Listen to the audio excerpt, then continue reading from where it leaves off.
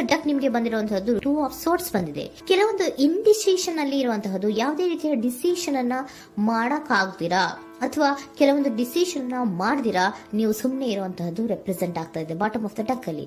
ನಿಮ್ಮ ಲವ್ ಲೈಫಿನ ವಿಚಾರದಲ್ಲಿ recent past ನಲ್ಲಿ ಕೆಲವೊಂದು ರೀತಿಯ ಎಂಡಿಂಗ್ ಗಳಾಗಿರುವಂತಹದ್ದು, ಲವ್ ಲೈಫಿನ ವಿಚಾರದಲ್ಲಿ ಕೆಲವೊಂದು ರೀತಿಯ ಡಿಸ್ಟರ್ಬೆನ್ಸ್ ಗಳಾಗಿರುವಂತಹದ್ದು, ಅವ್ಯವಸ್ಥೆಗಳಾಗಿರುವಂತಹದ್ದು, ಸಮಾಧಾನ ಇಲ್ಲದೆ ಇರುವಂತಹದ್ದು ರೆಪ್ರೆಸೆಂಟ್ ಆಗ್ತಾ ಇದೆ.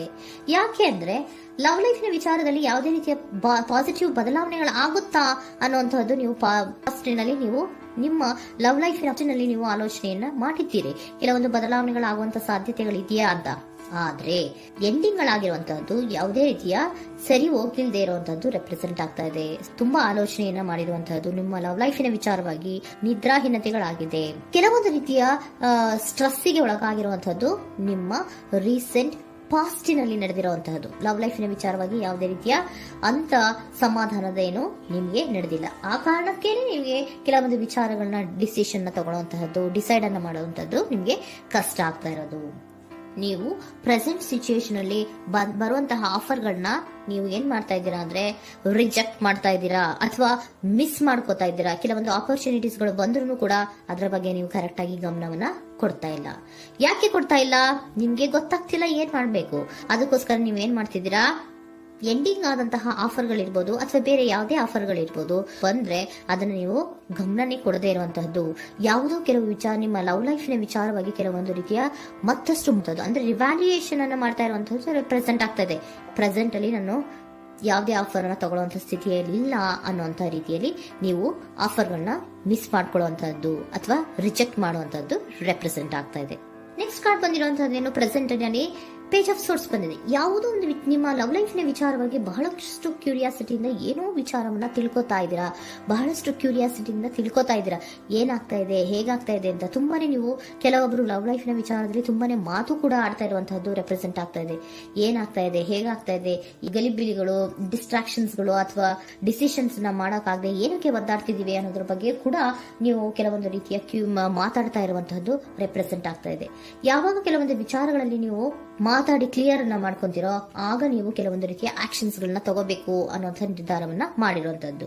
ಆಫರ್ಗಳು ಬಂದ್ರೂ ಕೂಡ ರೆಫ್ಯೂಸ್ ಮಾಡ್ತೀರಾ. ಆದ್ರೆ ಏನೀಗ ಹಿಂದೆ ಪಾಸ್ಟಿನಲ್ಲಿ ನಡೆದಿತ್ತೋ ಅದು ಯಾಕಾಯ್ತು, ಏನಕ್ಕೆ ಹಂಗಾಯ್ತು ಅನ್ನೋದ್ರ ಬಗ್ಗೆ ಕೂಡ ನೀವು ಮಾತಾಡುವಂತ ಸಾಧ್ಯತೆಗಳು ರೆಪ್ರೆಸೆಂಟ್ ಆಗ್ತಾ ಇದೆ ಅಟ್ ಪ್ರೆಸೆಂಟಿನಲ್ಲಿ.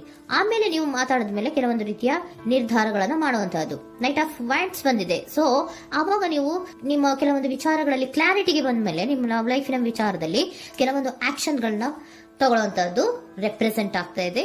ಹಾಗೆ ಏನ್ ಆಕ್ಷನ್ಸ್ ಗಳನ್ನ ತಗೋತೀರಾ, ಈಗ ಕೆಲವೊಂದು ರೀತಿಯ ಆಫರ್ಗಳನ್ನ ನೀವು ಬಂದಂತಹ ಆಫರ್ಗಳನ್ನ ನೀವು ಏನ್ ಮಾಡಿದ್ದೀರಾ, ರೆಫ್ಯೂಸ್ ಅನ್ನ ಅಟ್ ಪ್ರೆಸೆಂಟ್ ಅಲ್ಲಿ ಮಾಡಿದ್ದೀರಾ. ಈಗಲೂ ಕೂಡ ನೀವು ಬಂದಂತಹ ಆಫರ್ ಅನ್ನ ನೀವೇನ್ ಮಾಡ್ತೀರಾ, ರೆಫ್ಯೂಸ್ ಅನ್ನ ಮಾಡ್ತೀರಾ ಅಥವಾ ರಿಜೆಕ್ಟ್ ಅನ್ನ ಮಾಡ್ತೀರಾ. ಯಾಕೆ? ಸೆಕೆಂಡ್ ಕಾರ್ಡ್ ನಿಮ್ಗೆ ಇಮಿಡಿಯೇಟ್ ಫ್ಯೂಚರ್ ನಲ್ಲಿ ಸೆಕೆಂಡ್ ಕಾರ್ಡ್ ಬಂದಿರೋದು ಯಾವುದು, ಹಾರ್ಮೆಟ್ ಕಾರ್ಡ್ ಬಂದಿದೆ. ಸೊ ಲೋನ್ಲಿನೆಸ್ ಅನ್ನ ರೆಪ್ರೆಸೆಂಟ್ ಮಾಡುತ್ತೆ. ಯಾಕೆ ಲೋನ್ಲಿನೆಸ್ ಅನ್ನ ರೆಪ್ರೆಸೆಂಟ್ ಮಾಡುತ್ತೆ? ಬೇಡಪ್ಪ, ಈ ಜಗ್ಲಿಂಗ್ಗಳೇ ಬೇಡ. ತುಂಬಾ ಜಗ್ಲಿಂಗ್ ಇದೆ ನಿಮ್ಮ ಲವ್ ಲೈಫಿನ ವಿಚಾರದಲ್ಲಿ. ಕೆಲವೊಬ್ಬರಿಗೆ ತುಂಬಾ ಜಗ್ಲಿಂಗ್ ಇದೆ. ಯಾವಾಗ್ಲೂ ಬ್ಯಾಲೆನ್ಸ್ ಅನ್ನ ಮಾಡ್ತಾ ಇರ್ಬೇಕು. ಈ ಕಡೆಗೆ ಹೇಳಿದ್ರೆ ಆ ಕಡೆಗೆ ಹೋಗುತ್ತೆ, ಆ ಕಡೆಗೆ ಹೇಳಿದ್ರೆ ಈ ಕಡೆಗೆ ಬರುತ್ತೆ. ಯಾವ ಕಡೆ ಅಂತ ಮಾಡೋದು ಅನ್ನುವಂತಹ ಆಲೋಚನೆಯನ್ನ ಮಾಡ್ತಾ ಇರುವಂತದ್ದು. ಸದ್ಯಕ್ಕೆ ಯಾವುದೇ ಆಫರ್ ಬೇಡ, ಸ್ವಲ್ಪ ಒಂಟಿಯಾಗಿರೋಣ ಅಂತ ನೀವು ಆಲೋಚನೆಯನ್ನ ಮಾಡ್ತಾ ಇರುವಂತದ್ದು ರೆಪ್ರೆಸೆಂಟ್ ಆಗ್ತಾ ಇದೆ. ಮತ್ತೆ ಕೆಲವೊಬ್ಬರಿಗೆ ಕೆಲವೊಂದು ರೀತಿಯ ಕ್ಯೂರಿಯಾಸಿಟಿಯಿಂದ ಏನಾಗ್ತಾ ಇದೆ ಅಂತ ವಿಷಯಗಳನ್ನ ತಿಳ್ಕೊಂಡ್ಮೇಲೆ ಕೆಲವೊಂದು ಆಕ್ಷನ್ಸ್ ಗಳನ್ನ ತಗೊಳ್ಳುವಂತದ್ದು ಕೂಡ ರೆಪ್ರೆಸೆಂಟ್ ಆಗ್ತಾ ಇದೆ. ಯಾವುದೇ ರೀತಿಯ ಭಯ ಇಲ್ಲದೆ ವಿಷಯಗಳನ್ನ ತಿಳ್ಕೊಂಡು ನೀವು ಆಫರ್ಗಳನ್ನ ಅಟ್ ಪ್ರೆಸೆಂಟ್ ಅಲ್ಲಿ ರೆಫ್ಯೂಸ್ ಮಾಡೋ ಸಾಧ್ಯತೆಗಳು ಕೂಡ ಕೆಲವೊಬ್ಬರಿಗೆ ರೆಪ್ರೆಸೆಂಟ್ ಆಗ್ತದೆ. ಯಾಕೆ ಆಫರ್ಗಳನ್ನ ರೆಫ್ಯೂಸ್ ಮಾಡ್ತೀರಾ? ನಿಮ್ಮ ಲವ್ ಲೈಫಿನ ವಿಚಾರದಲ್ಲಿ ಬರೀ ಜಗ್ಲಿಂಗ್, ತುಂಬಾ ಬ್ಯಾಲೆನ್ಸ್ ಅನ್ನ ಮಾಡ್ಬೇಕು. ಯಾವ ಕಡೆ ಮಾಡ್ಬೇಕು, ಹೇಗ್ ಮಾಡ್ಬೇಕು ಗೊತ್ತಾಗದೇ ಇಲ್ಲ. ನೀವೇನ್ ಮಾಡ್ತೀರಾ, ಸ್ವಲ್ಪ ದಿನದ ಮಟ್ಟಿಗೆ ನಾನು ಲೋನ್ಲಿ ಆಗಿರ್ಬೇಕು ಅನ್ನೋದನ್ನ ಇಲ್ಲಿ ನಿಮ್ಗೆ ಲವ್ ಲೈಫಿನ ವಿಚಾರವಾಗಿ ರೆಪ್ರೆಸೆಂಟ್ ಆಗ್ತಾ ಇದೆ. ಈ ಎಲ್ಲಾ ಕನ್ಫ್ಯೂಷನ್ಸ್ ಇರೋದ್ರಿಂದಲೇ ನಿಮ್ಗೆ ಬಾಟಮ್ ಆಫ್ ದ ಡಕ್ ಬಂದಿರೋದು ಟೂ ಆಫ್ ಸೋರ್ಟ್ಸ್ ಬಂದಿರೋದು. ಸೊ ಇಂಡಿಸಿಷನ್ ಆಗ್ತಿರೋದು. ಏನ್ ಮಾಡ್ಬೇಕು ಗೊತ್ತಾಗಲ್ಲ.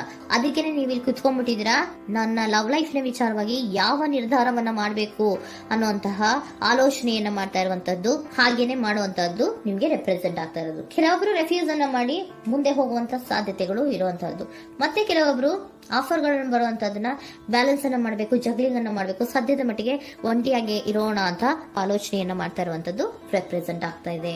ನಿಮಗೆ ಏಂಜಲ್ ಗೈಡೆನ್ಸ್ ಏನ್ ಕೊಡ್ತಾ ಇದ್ದಾರೆ, ಡೋಂಟ್ ಸ್ಟಾಪ್. ಇಲ್ಲಿ ಡೋಂಟ್ ಸ್ಟಾಪ್ ಇನ ಅರ್ಥ ಏನಪ್ಪಾ ಅಂದ್ರೆ, ಯಾವ ಕೆಲವು ವಿಚಾರಗಳ ಬಗ್ಗೆ ಕ್ಲಾರಿಟಿ ಬೇಕು ನಿಮ್ಗೆ, ಯಾವ ವಿಚಾರಗಳಲ್ಲಿ ನೀವು ಕನ್ಫ್ಯೂಷನ್ಸ್ ಅಲ್ಲಿ ಒದ್ದಾಡ್ತಾ ಇದ್ದೀರಾ, ಏನ್ ಕ್ಲಾರಿಟಿ ಬೇಕೋ ಅದನ್ನ ಧೈರ್ಯವಾಗಿ ಮುಂದೆ ಬಂದು ಅದನ್ನ ಕ್ಲಾರಿಟಿಯನ್ನ ತಗೊಂಡು ಮುಂದೆ ಹೋಗು, ಅಲ್ಲೇ ನಿಂತ್ಕೋಬೇಡ ಅನ್ನುವಂಥದ್ದನ್ನ ನಿಮ್ಗೆ ಹೇಳ್ತಾ ಇದ್ದಾರೆ. ಯಾವ ವಿಚಾರವನ್ನ ನೀವು ಲವ್ ಲೈಫ್ ನ ವಿಚಾರದಲ್ಲಿ ಏನ್ ಈ ಜಗ್ಲಿಂಗ್ಗಳು ಅಥವಾ ಈ ಬ್ಯಾಲೆನ್ಸ್ ಗಳನ್ನ ಮಾಡ್ಕೊಂಡು ಅಥವಾ ಎಳ್ದಾಟಗಳನ್ನ ಮಾಡ್ಕೊಂಡಿದ್ದೀರೋ ಅಲ್ಲಿಗೆ ಕ್ಲಾರಿಟಿಯನ್ನ ತಗೊಳ್ಳಿ, ಧೈರ್ಯವಾಗಿ ಕ್ಲಾರಿಟಿಯನ್ನ ತಗೊಂಡು ನೀವು ಮುಂದೆ ಆಕ್ಷನ್ಸ್ ಅನ್ನ ತಗೊಳ್ಳುವಂತದ್ದು ರೆಪ್ರೆಸೆಂಟ್ ಆಗ್ತಾ ಇದೆ.